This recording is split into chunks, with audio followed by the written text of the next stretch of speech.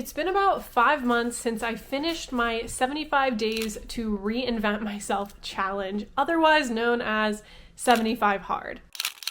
But before I get into what the challenge actually entails and how I reinvented myself in 75 days, I want to first tell you how I was feeling before I started. I was dealing with extreme insecurity. I had total doubt on what my actual capabilities even were. And worst of all, I was a compulsive people pleaser. So in this video, I'm going to be sharing with you how my life changed, how I reinvented myself, and how those 3 negative traits that I had completely flipped. So for those of you who aren't familiar with 75 Hard, I'm going to do a very quick, brief introduction to it. It's basically a challenge that was created by Andy Frisella. You can go check him out. I'll have a link down to his stuff in the description so you can look him up if you want. But this challenge had 7 rules. Number 1, 2 45-minute workouts per day. Number 2, one of those 2 workouts had to be outdoors. Number 3, you had to pick a specific diet and follow it the entire time. Number 4, you could have no alcohol and you could not have any cheat meals. Number 5, you had to drink 1 gallon of water per day. Number 6, you had to read 10 pages of a nonfiction book per day. And number 7, you had to take 1 progress photo daily throughout the challenge. If you failed any of these items on a particular day, you had to start completely over from day 1.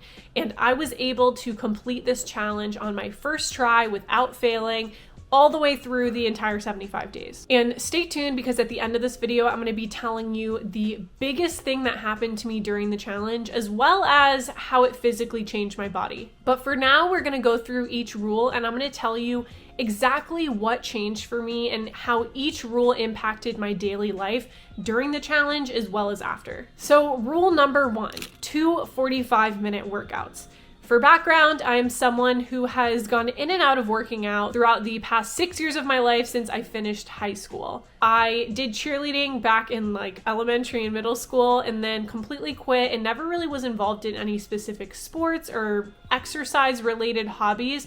The only thing I ever did was lift weights in the gym. And I've gone through ups and downs where I'll lift weights for 3 to 6 months and then I'll quit and not lift for a year. I tried Chloe Ting workouts and other video workouts at home. Nothing ever really stuck or worked for me, and I struggled to get into any type of routine or habit, and specifically to ever enjoy it. For my 2 workouts, I followed a pretty specific routine. My first workout of the day, 95% of the time, was my outdoor walk, which I will talk about in a minute. My second workout of the day was ever changing. I did lifting in the gym, I did at-home Chloe Ting workouts again, and then I also tried a lot of new things. I started a ClassPass membership and started going to yoga classes, I went to bar classes, and I ended with starting aerial silks, which is something I had been wanting to start for literally years. The main thing that changed for me with this category is I used to have a lot of insecurity around going to the gym or going to workout classes, but this really pushed me to try new things, go to new classes by myself, and put myself out there.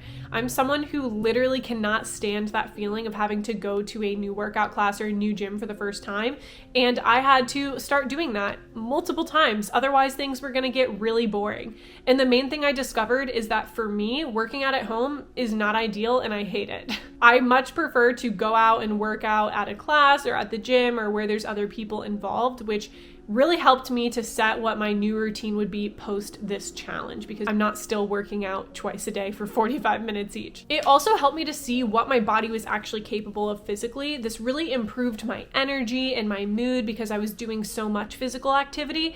I always thought I was someone who just didn't have a lot of energy. I always felt like I needed more sleep than other people, which is still true, but I am someone that once I'm getting physically active, my energy levels drastically increase and I'm able to do so much more than I thought I was capable of. So this really challenged me to set new goals and new routines when I finished the challenge of how often I really could be working out safely and how often I wanted to work out. I now find that I prefer to actually work out almost every single day, at least once a day if I can. And occasionally I still like to do an outdoor walk plus some type of exercise later in the day, which brings me into rule number 2. doing my outdoor workout every single day. For this, I always kept it super simple and just did an outdoor walk every single time. The only times I switched it up and got creative was whenever I was like on a vacation or something and I had to do something different. But mainly I was just doing an outdoor walk every day, which drastically improved my life in so many ways. And it is something that I've struggled to keep up consistently, but I would love to keep it up, because these outdoor walks completely flipped my sleep schedule, completely got rid of my insomnia, and helped clear my mind and improve my mental health on a literal daily basis. Every morning I would wake up, drink my morning coffee, and instead of sitting on my phone on my couch for upwards of an hour to an hour and a half, scrolling on YouTube, watching videos, things like that, I would literally drink my coffee in 30 minutes, watch maybe 1 or 2 YouTube videos, get up, put on my workout clothes, put on my sneakers, and go out for a walk. Every single morning I was doing this, and I was getting sunshine into my eyeballs, which is helping improve my circadian rhythm and helping me actually be on a healthy sleep routine and a sleep schedule, as well as it was allowing me time to just think and clear my mind. Sometimes I would listen to music, sometimes I would listen to audiobooks, and a lot of times I called friends and family and talked to them the entire walk. This was a great way for me to reconnect with people that I was really not having time to talk to on a daily basis, and I love keeping up with a lot of my long distance friends and my family.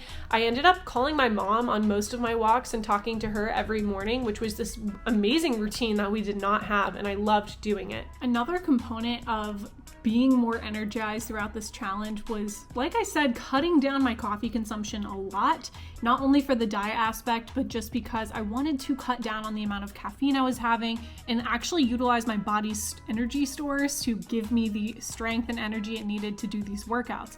But because I was coming from a situation where I enjoyed drinking a lot of coffee, I did have to find some type of supplement to be able to continue having a boost of energy throughout the 75 days. And the way I did that was by utilizing Magic Mind. Many of you here have heard about Magic Mind before, but it is basically a little productivity shot that utilizes matcha as well as a lot of amazing adaptogens and nootropics that really aid in increasing your productivity, minimizing procrastination, and just really help give a boost throughout the day without drinking more coffee.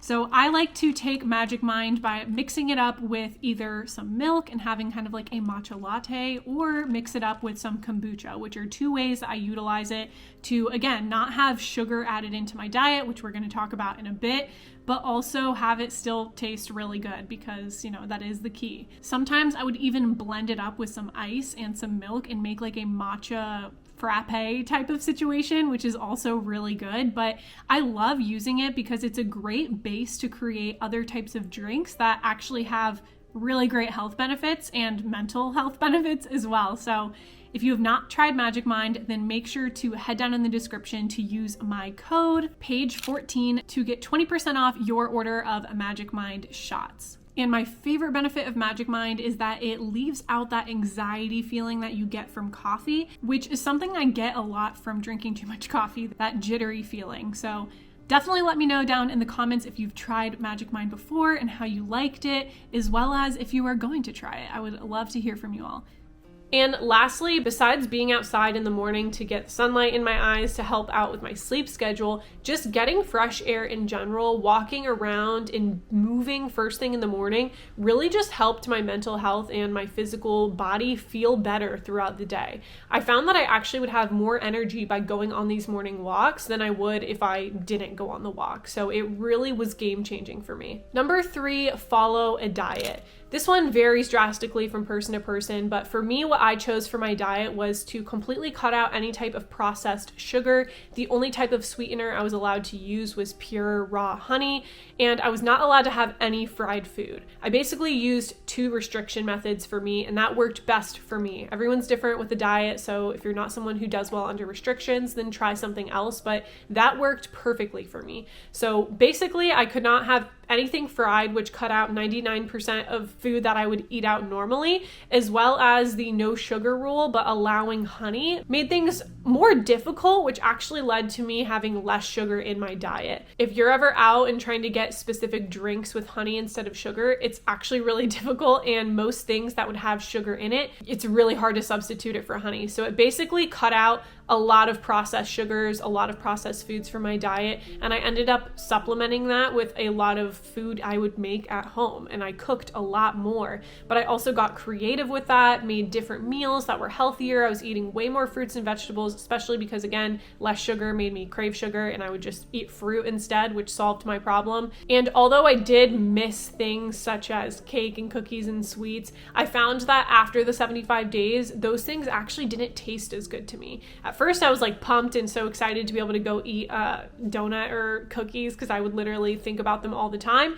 But I actually found that they tasted overly sweet and kind of gross. I have since then actually reconfigured my brain again by accident by eating that stuff too much, and now I actually love it again. But what that helped me see was that a lot of this is ingrained in our heads and ingrained in our taste buds from consistently eating these things. If you kind of stop eating so much sugar, stop having so much salt in your diet, stop eating fried foods, they actually kind of taste overly sweet, overly salty, and overly greasy. So it really is almost like a habit that you have to kind of break then to be able to, eat healthier foods and actually still enjoy them, which is what happened for me. Number 4, no alcohol and no cheat meals. So I'm someone who struggles with binging a lot. And when I say binging, I mean binging across a lot of categories.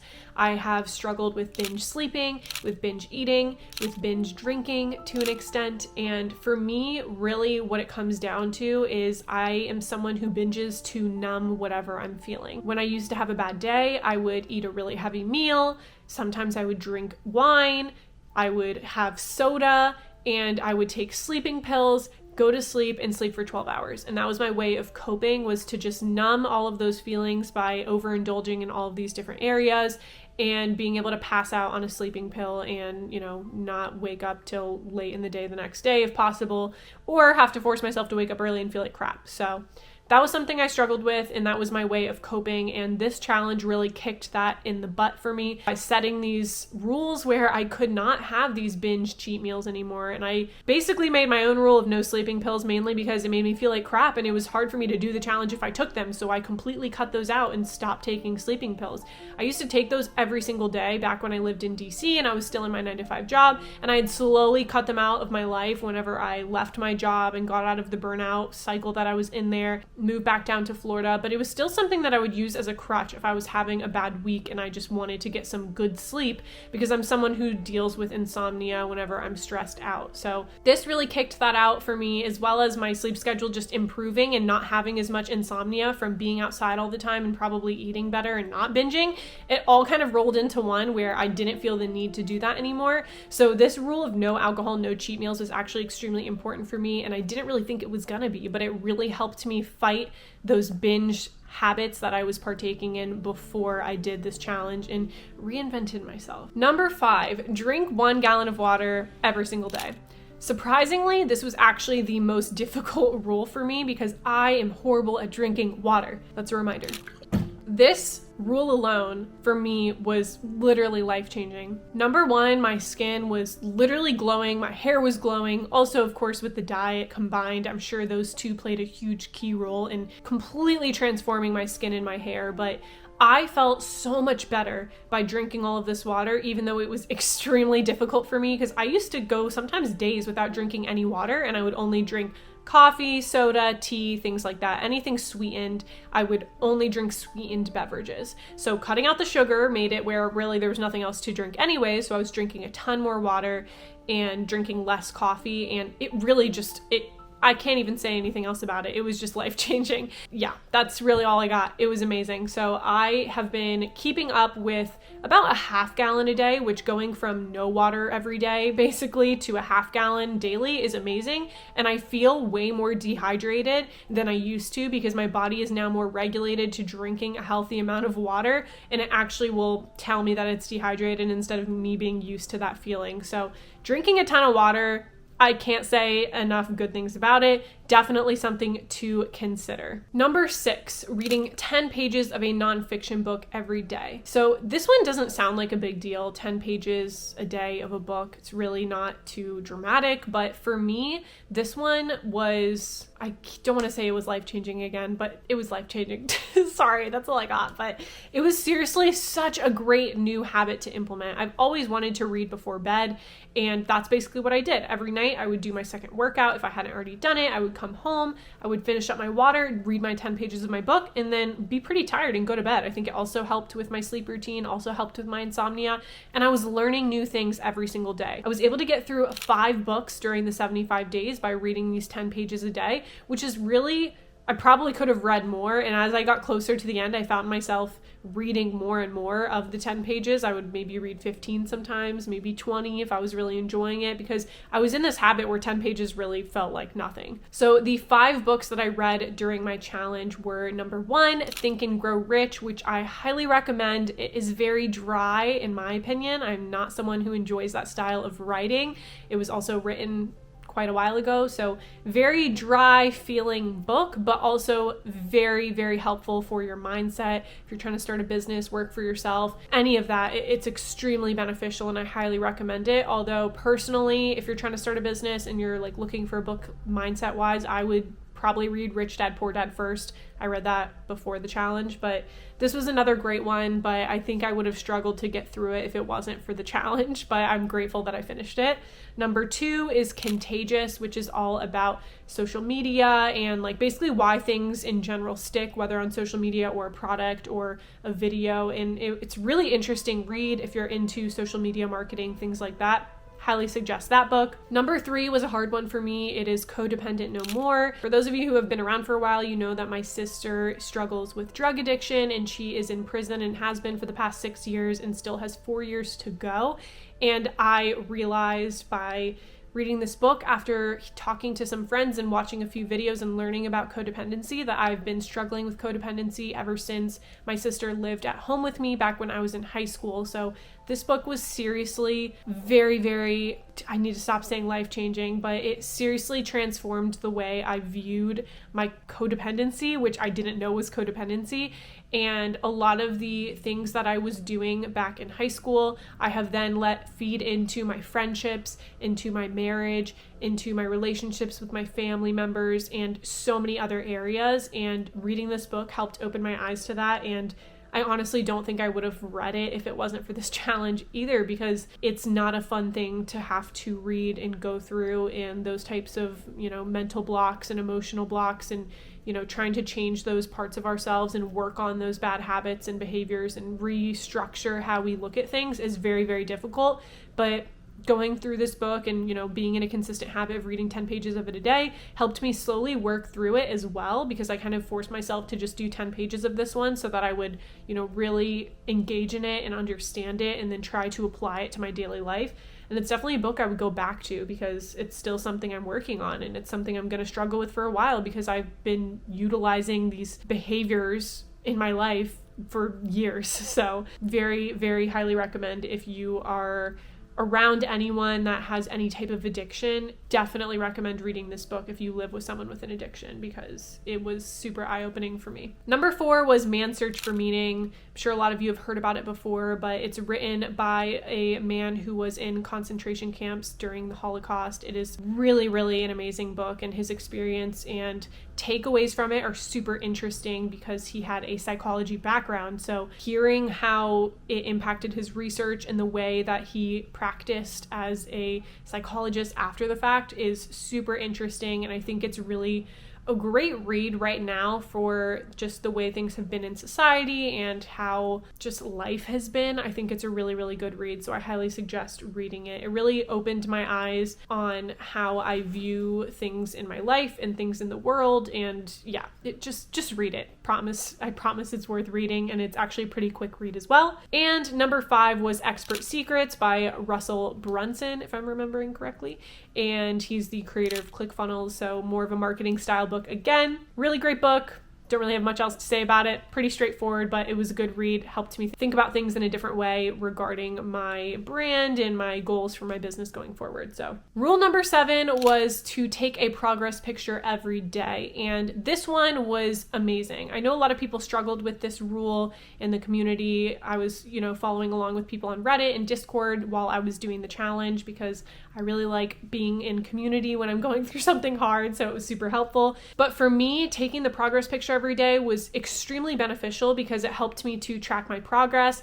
And I basically got in a habit of I would just take the picture every day and not really think much of it. But then once a week or once every other week, I would look at my day one photo, look at what photo from, that day and compare and just see how far I had come. And it was super, super motivating for me to be able to see that. For me, the whole purpose in doing this challenge was not the physical transformation. I should have started with this, but it is not a physical transformation type of challenge. That is not the purpose of the challenge.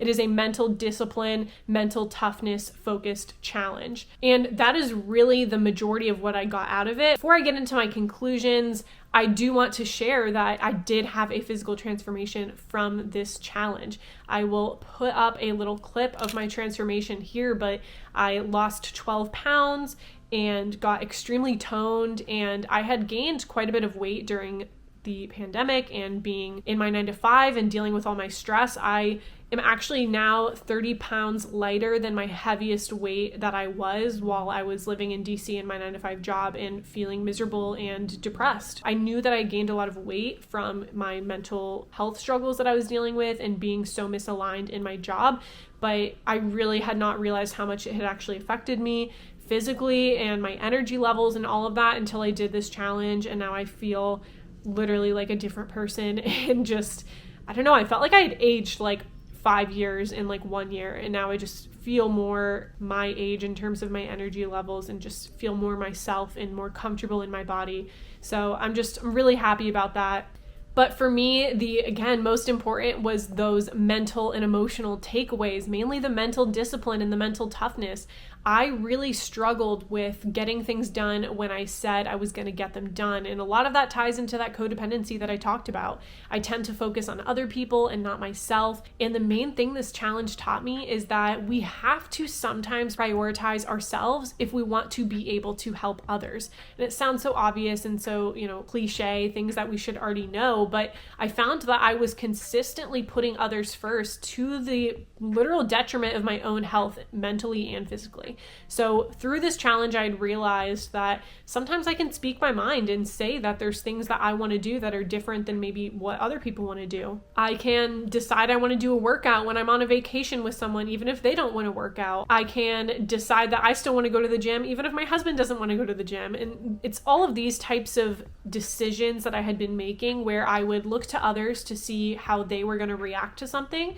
And then depending on their reaction, I would then make my decision. Instead of making a decision from my own thoughts, my own feelings, my own mind, and then telling someone this is my decision and then seeing how it goes. I'm not saying that from this, I now don't care what other people think. I don't care what other people think about me, but I also still care what other people think in terms of, if I tell Oliver, hey, I want to go to the gym tonight, I'm going to the gym, and he says, oh, I really want to go with you. Do you mind waiting and we can go tomorrow morning? I'm not saying I'm going to say no. I'm still going tonight. You can go by yourself. But what I am saying is back in the day, if he used to say, I'm not really feeling like going to the gym tonight, I'm not going to go. There'd be times, quite a few times, probably every time that I would then go, yeah, I don't want to go either. I'm not going to go.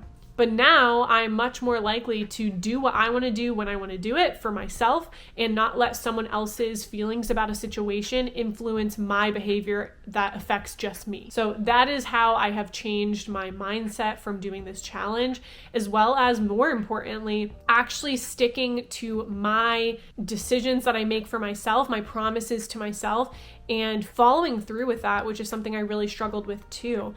And all of this challenge, what it's helped me see is that when I follow through with the things I say I'm going to do, it increases my self-confidence. It increases my trust in my own abilities and my own potential.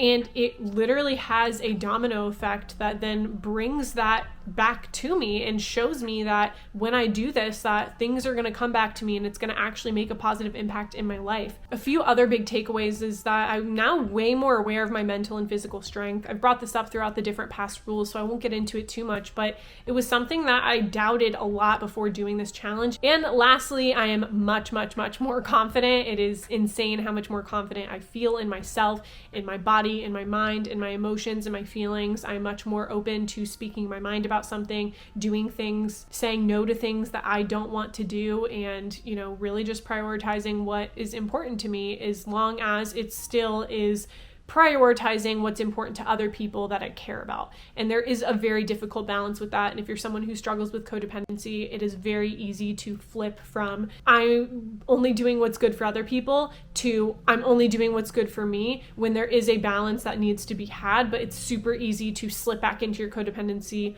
when you're trying to manage that balance. So just know, if you're dealing with that, you're not alone. And I definitely have been struggling with that myself, and I will keep you all posted on that journey and what I found to be the most helpful. But the main thing I wanted to finish with here is that the whole reason I did all of this is because I had been in a job that I was miserable in for so long. And after leaving that job and starting to actually think about what I want for my life, I found that it was really hard for me to actually prioritize that and to make the decisions and do the actions on a daily basis that actually help me get to where I want to be. And throughout this challenge, time after time, I found that my business started to grow and started to boom. I started to, do better on my social media platforms. I got contacted for multiple interviews over and over again that led to a live CNN interview about quiet quitting and how I quit my job. And I really think I would have struggled to say yes to all of those things if I wasn't doing this challenge, because my confidence had been so low. I would have been so afraid to do these things. And throughout this challenge, as these little opportunities came up, I was much more likely to say, yes, that is good for what I want to be doing, and I'm going to say yes to this. And there's times that I had to prioritize these interviews and put off other things and put my opportunity before other things and speak my mind in that way to be able to get to where I got. So again, I just don't have anything but good things to say about doing this challenge. It has lots of positives and negatives out there, but if you have the time and you're willing to make that commitment and you are focused on the mental aspect of this challenge, I think it is 1,000% worth doing, especially for anyone who is trying to grow their own business or their own brand or anything like that, because it really just helps you to see what's important and prioritize the things that are important and prioritize those things so that you can get where you want to go.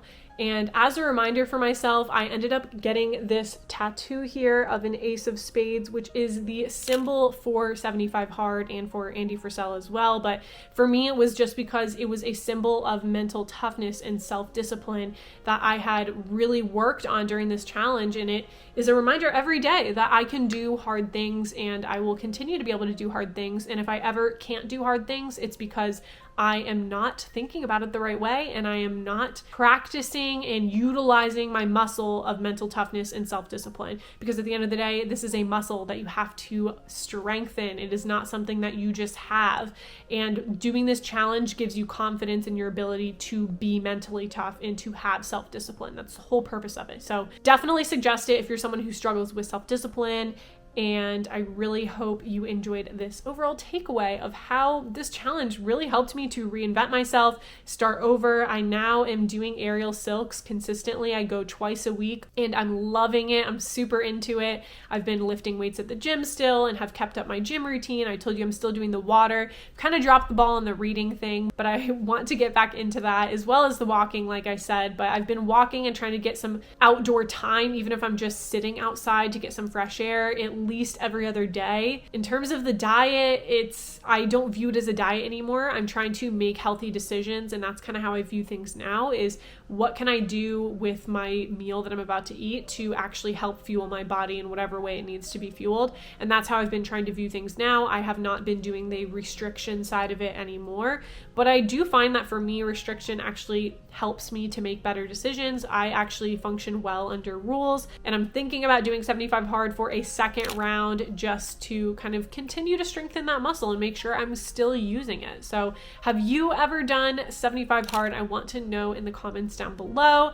By the way, if you haven't noticed, I am sick again, which is why my nose and voice sounds like this. So I'm really sorry, but thank you all for supporting me and sticking around, even though I've been very inconsistent because I keep getting sick and I've been so busy, but I am doing really well besides that and have just been really excited to actually create content for you guys again. And I'm pumped for 2023 to continue making content. So let me know in the comments down below if you've done 75 hard or if you would do it, as well as any other things you want me to talk about in future videos in 2023. But hope you guys have a wonderful Christmas or whatever other holiday you celebrate, and I cannot wait to see you in the next video. Bye.